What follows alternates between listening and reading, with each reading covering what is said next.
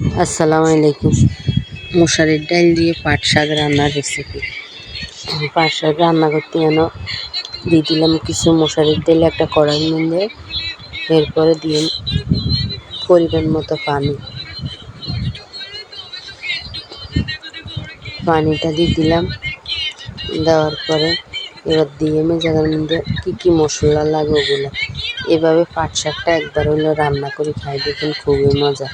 যারা জানেন না তাদের জন্য রেসিপিটা, যারা জানেন অনেকে হাসাহাসি করবেন যে এটা একটা রেসিপি হইল নি, আর যারা জানেন না তাদের উপকার হবে আর কি। এরপরে দিয়ে দিলাম এ জায়গায় পরিমাণ মতো লবণ। এরপরে দিলাম হলুদের গুঁড়া 1 চামচ দিয়ে আরও অল্প কয়টা দিচ্ছি। এরপরে দিলাম আপনার মরিচের গুঁড়া। এই শাকটার মধ্যে মরিচের গুঁড়া একটু কম দিলে ভালো হয়, কাঁচামরিচটা বেশি দিলে যারা জাল বেশি খান তাদের লাগে। এরপরে দিয়ে দিলাম কিছু পেঁয়াজ কুচি, দিলাম রসুন বাটা। এগুলা দিয়ে এবার ঢাকা দিয়ে রাখি দিয়ে কতক্ষণ পরে ঢাকাটা উল্টায় একটু লাড়ি চাড়ি দিয়ে আবার এটারে আমরা ঢাকা দিয়ে রাখি দিয়ে এরপরে দিয়ে দিলাম কয়টা কাঁচামরিচ। এই কয়টাই আসছিল এগুলো দিয়ে দিলাম। দেওয়ার পরে এরপরে ডালটারে একটু যেন সিদ্ধ হয়ে আইব, পাড়ি যাইব কিন্তু মুসুরির ডাল।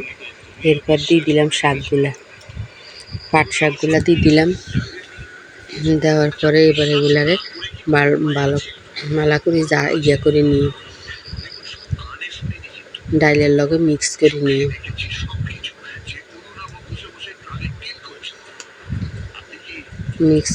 এরপরে এটার একটু ঢাকা দিই, অল্প কতক্ষণ গালায় রাখি দিয়ে এরপরে ঢাকাটা উল্টাই 5 মিনিট পরে আবার এগুলারে এবার জুড়া করে নিয়ে মামনের শাকে আর ডাইলে আলাদা হয়ে রয়েছে। তো এগুলা দলা পাকি রয়েছে, দলাটা ভাঙি হেলাই এই যে খুসনির আগা দিয়ে এভাবে উঠাই এগুলারে করি আরও কতক্ষণ চুলের উপরে রাখতাম। শাকের ডাঁটাগুলো একটু সিদ্ধ হইতে একটু সময় লাগে তো। এরপরে পাতিলটা উঠে রাখি দিয়ে এক সাইডে রাখি। একটা ফ্রাই প্যানে দিয়ে দিলাম আমি রসুন কুচি, পেঁয়াজ কুচি, পরিমাণ মতো তেল দিয়ে এরপরে পেঁয়াজটারে একটু বাদামি কালার করে ভাজি নিয়ে এত বেশি যদি কালার করি তাইলে আমি তিতা লাগবো খাইতে। তো ভাজা হয়ে গেছে এবার দিয়ে আপনার মশারির ডাল যে আপনার পাট শাক রান্না করছিলাম ওগুলা দিয়ে